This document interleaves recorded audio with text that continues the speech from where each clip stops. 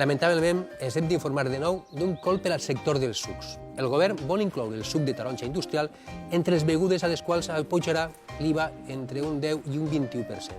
Com podeu imaginar, la preocupació dels llauradors és majúscula. Com es pot afectar aquesta mesura si tira endavant? Maria Sánchez està en directe a Begís per a conèixer com està la situació en aquests moments. Maria, imagina que han rebut la notícia amb molta indignació. És així?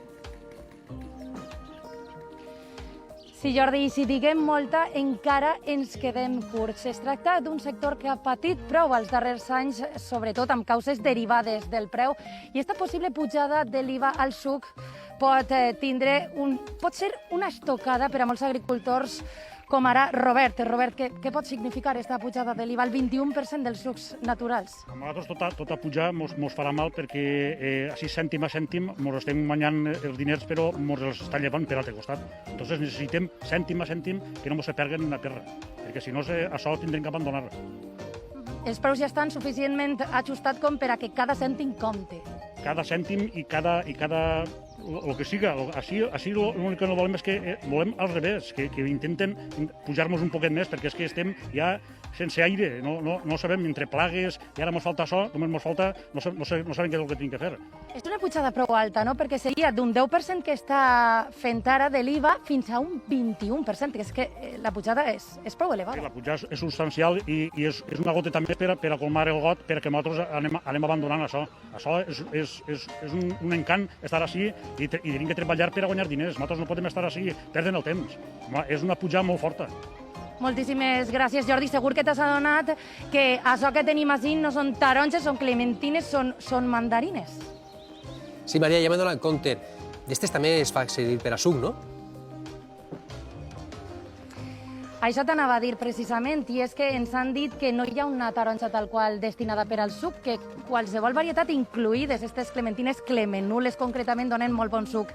Se destinen a fer suc aquelles que no superen el calibre mínim i també les afectades, per exemple, per ramejat. José Vicente Guinot és un dels delegats d'Avasi a Castelló. José Vicente, això pot fer pèrdues milionàries al sector, no? Bueno, això al sector evidentment ens pot afectar de forma important. Podem estar parlant de quantitats que inclús podrien arribar als 40 milions aproximadament de pèrdues per a l'agricultor, per al productor. I evidentment per a la indústria del suc podem estar parlant de pèrdues d'alrededor de 80 milions d'euros. No sols al sector agrari, a l'industrial, sinó al remat a tots els clients, que som els que pagarem aquest preu de més.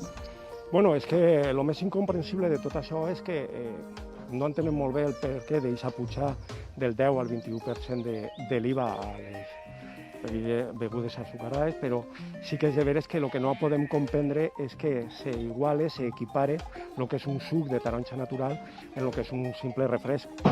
És evident que el suc de taronja natural és salut, és un producte amb unes característiques organolèptiques que són fantàstiques per al consumidor. Per una part, des del Ministeri se diu que se vol fomentar el consum de fruita natural, però per altra se fa aquesta acció que al final va repercutir, evidentment, i com han dit, en els beneficis de l'agricultor, va repercutir en el cost que al final el consumidor va percibir i pensem que per aquest camí no anem a ningú puesto bo. Molt bé, moltíssimes gràcies, José Vicente. Nosaltres des de Terra Viva no podem fer més que animar a tot el món a continuar consumint no només cítrics, que ja estan al seu punt, sinó també aquests sucs, com ara el que tenim així, demostrant que les clementines clemenules fan aquest tipus de beguda, que és natural, no com la resta. Té que estar boníssim. Gràcies, Maria. Esperem que la situació es resolga favorablement per als llauradors.